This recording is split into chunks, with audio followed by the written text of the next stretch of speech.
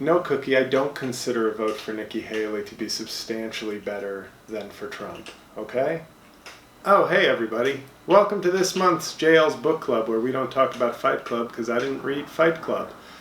Before we get to this month's book, we have a new beverage sponsor. Core Power High Protein Milkshake. Now, I recommitted to fitness over the last couple of weeks and needed a post-workout shake, and these have been doing the trick. Over the last 15 days, I've had 13 of these. I haven't been to the gym once, so I think once I combine actually working out with the protein shake, I think we'll finally start to see some results. But this month's book, everybody, it's one book because it was a thick one. THICC. Elon Musk by Walter Isaacson. Now, and for, you can't probably see this, but maybe you can freeze frame it and zoom it. Walter Isaacson is in the back flap. I describe him as, he looks like the friendly Netanyahu. That's how I would describe his look. I bought this book because I was curious about Elon Musk. Obviously, we read a lot about him. We see a lot about him. He does some impressive things, some inane things. But I thought this is somebody who is fairly substantial in our time. I have like 6 or 7 books about Donald Trump. So I was surprised at the fact that I got more negative response on social media just for reading this book than I had for any of the Trump books. Maybe people feared I would be platforming Elon Musk, but I assure you, the 12 people in my Patreon who will watch this and the eventual 400 people who will watch it worldwide when it's public 6 months from now on YouTube, I don't think we're going to do anything one way or the other to support or detract from Elon Musk. But Walter Isaacson, I've read 2 books by him before. One I liked, one I thought was just meh. The one I liked was Albert Einstein. I think it was just called Einstein. And then I read Steve Jobs. He's written other books, and thank you, Cookie, for finding just the right spot on the carpet. The Einstein one I liked, and I think part of my issue with biographies in general, and the same thing with movies, I feel like usually movies and books are better when written about significant people or significant times, when there's a sort of context of history, like that we're removed from the events or the people. Elon Musk is obviously still a very relevant current person, still doing good and bad things as we speak. So I think sometimes these books don't work as well as they might if you kind of could look at them from 80 years from now. But of course, Walter Isaacson couldn't make millions of dollars writing a book on him 80 years from now. It also felt weird after Elon Musk wrote something in support of some virulently anti-Semitic tweet, or post, it's X now. And it just makes it tougher to read a book like this, like you're just in Starbucks going like, don't mind me, I know you can't really tell what I'm reading. It's just a giant photoshopped face of Elon Musk. What's he, the new Hitler? Oh, okay. Well, I'll have a cranberry bliss bar and a side of Mein Kampf, thank you. Oh, no, I'm using Starbucks points for the Mein Kampf, thank you.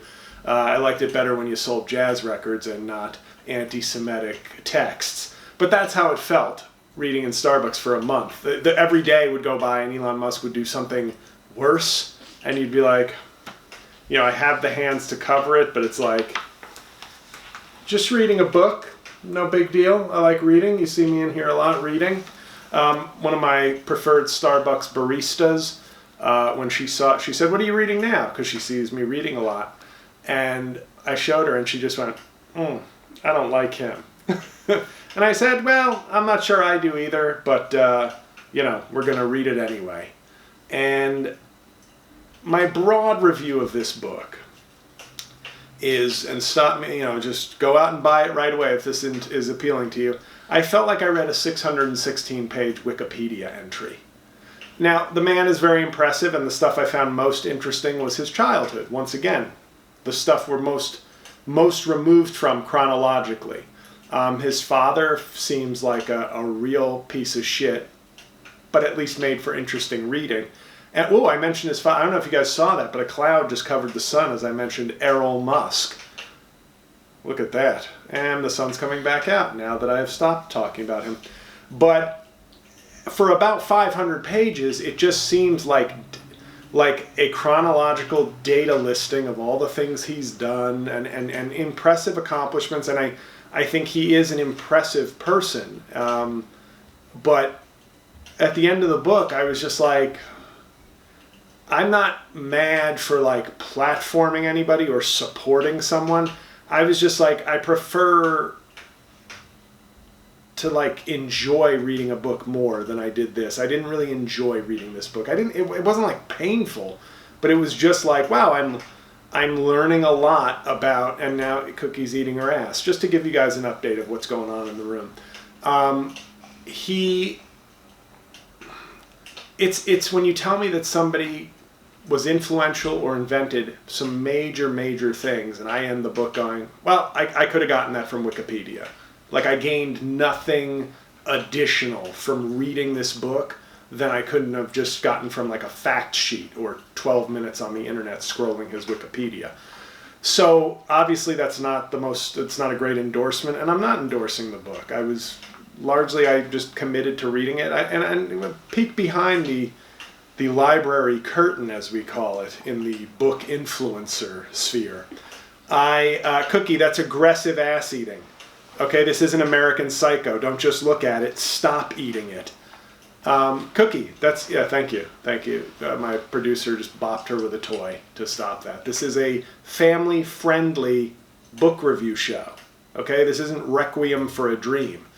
Anyway, guys, where was I? Oh, and somebody's moving furniture upstairs, so now Cookie's on high alert, so expect some more dog shaking and possibly chop licking. You good, Cooks? You know, Elon Musk is going to think this is the woke mind virus sort of subverting the review about his book. But I don't know where I was before Cookie just aggressively started chomping on her butt. But obviously this isn't really a ringing endorsement of the book. But I do have a couple of passages for you, just to give you a little bit of flavor. And it was kind of difficult to find passages because, like I said, the book, there's no like part where there's just an incredibly brilliant rhetorical flourish. I think Walter Isaacson is just in the business now of like, I got to get this book out while it's hot. Let's just get all the facts in. We'll sell 1 million copies and we'll be good. Errol and Jana. Elon had not seen his father since the end of 2002. What year is this? Because, oh, and by the way, the book has like 98 chapters. I just don't think that's a Dan Brown novel? 98 chapters for a biography is a lot. Rocky Relationships, 2016 to 2017. So we're in 2016 or 2017. Elon had not seen his father since the end of 2002 when Errol and his family visited after baby Nevada's death. During that stay, Elon had become uncomfortable about Errol's fondness for his then 15-year-old stepdaughter, Jana, and Elon pressured him to go back to South Africa. Can I just skip to the juicy part? Yes, I will skip to the part. The visit, though brief, seemed to herald a détente with his father that could perhaps have helped Elon tame some of the demons still haunting him. But that was not to be. Later in 2016, not long after Elon left, Errol got Jana, then 30, pregnant. We were lonely, lost people, Errol later said. One thing led to another. You can call it God's plan or nature's plan. So, when Elon and his siblings found out, they were creeped out and furious. I was actually slowly making amends with my father, Kimball, that's Elon's brother, says, but then he had a child with Jana, and I said, you're done, you're out, I never want to speak to you again. And I haven't spoken to him since. Yeah, that's, and this was Elon was dating Amber Heard at the time, so a lot of chaos around the man. But yeah, his dad, pulled a, I don't know, I think it's creepier than a Woody Allen, and let's have the hard talk here on JL's Book Club. Woody Allen, you can say, is sort of the go-to for sort of, although we reviewed Woody Allen's biography on this show, and the man makes a compelling case. If he wasn't a comedy genius, I think he'd be an incredibly successful defense lawyer. Because I bought it. After reading his book, I was like, I'm sold, Woody. I'm sold. Keep making your movies in France. But this one feels creepier because it was like they could all see him like being creepy with the 15-year-old. And then they got married at 30. But other than that, his father was not a bad guy, it seemed, just sort of Trump-loving racist. So, if you can look past the grooming, potentially, and just the creepiness of his relationships, you get to the core of a good man who's just a racist Trump lover from South Africa. So, is this the next? I think this is the next passage I wanted to read. I don't know. I almost feel like I should disrespect the book by. Oh no, this is a funny passage. This has just made me laugh as somebody who's rocking a hardcore diet right now.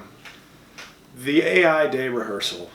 After he had been photographed looking blubbery during his 2-day Greek vacation with Ari Emanuel, Musk decided to go on the diet drug Ozempic. Ozempic! And follow an intermittent fasting diet, eating only 1 meal per day.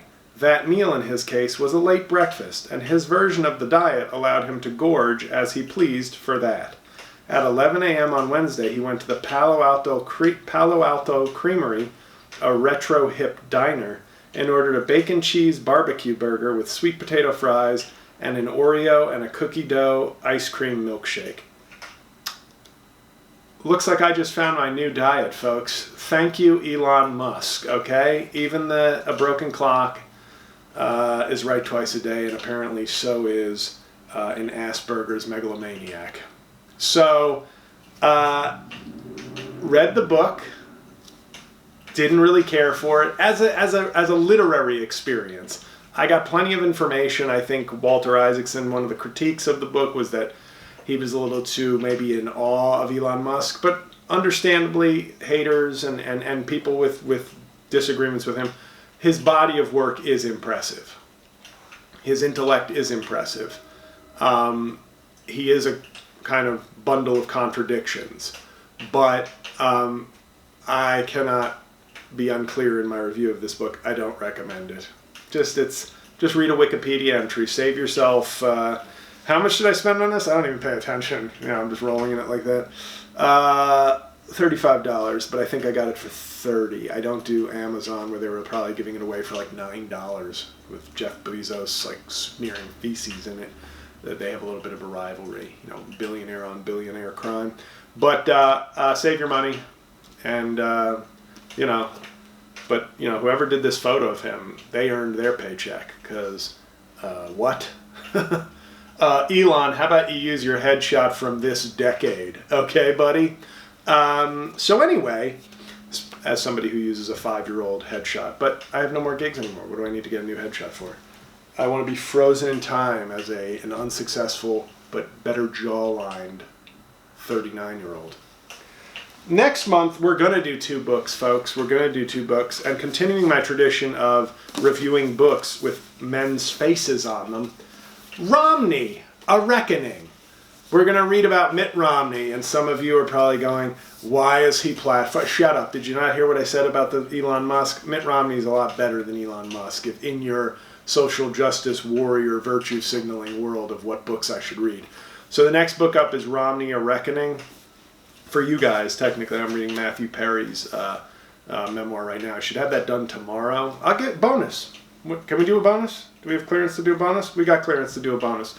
Matthew Perry, I still got 75 pages left to go in his book, but it's been a quick read. But I thought, what better way for me to show solidarity with my fans than to support Matthew Perry after he has passed away?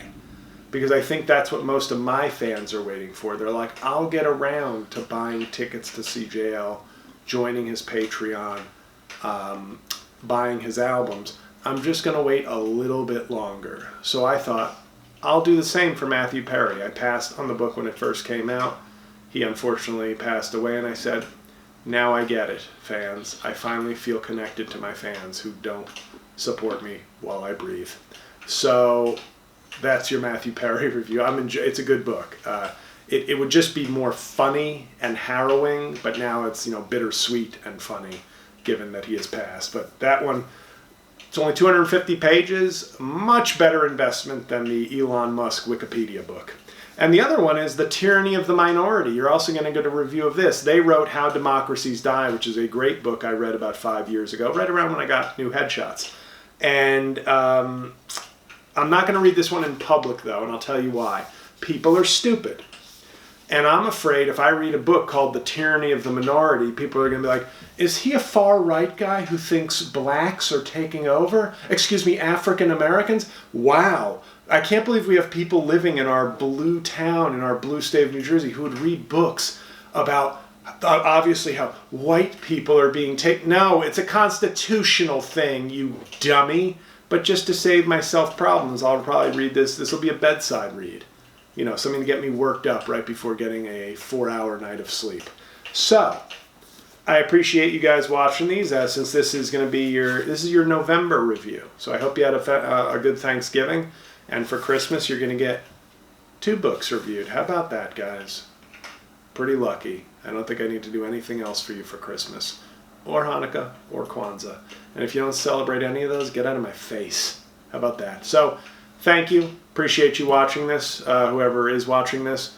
Appreciate you joining the Patreon and staying with it. And a lot of stuff coming your way, sketch-wise and stand-up comedy clip-wise and podcast-wise. So I'll probably have a review out to you before Christmas, but if I don't, happy holidays. And remember, books, they're like documentaries for smart people.